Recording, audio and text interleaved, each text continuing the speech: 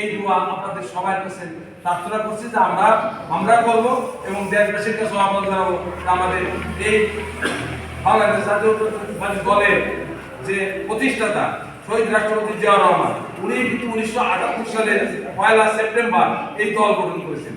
এই দলটা গঠন করেছিলেন, তারপরে উনি দলটাকে এত ভালোবাসতেন যে এই দলের মধ্যে একসময় একটু বিভেদ দেখা দিয়েছিল।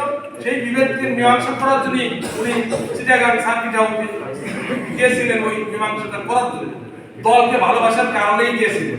কিন্তু তখনকার কিছু সেনাবাহিনীর বিপদগামী কর্মকর্তা এবং সৈনিকদের মাধ্যমে উনি ওইখানে সাহায্য গ্রহণ করেন।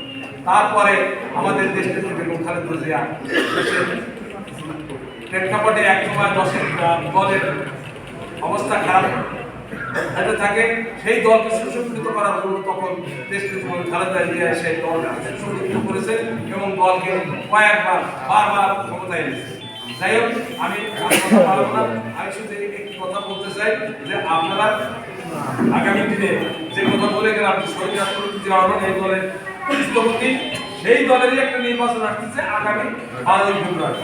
সেই বিএনপি কিন্তু যে নির্বাচনগুলো আগে হয়ে গেছে, আমরা একটা নির্বাচন এই বিএনপি কিন্তু একটা বাংলাদেশের সবচেয়ে বৃহত্তম দল।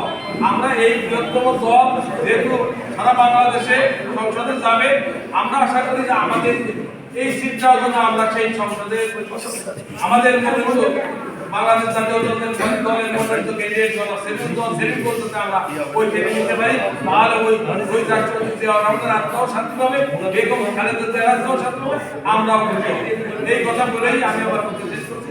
সবাইকে ধন্যবাদ। বাংলাদেশ জিন্দাবাদ। ওই রাষ্ট্রপতি জিয়াউর রহমান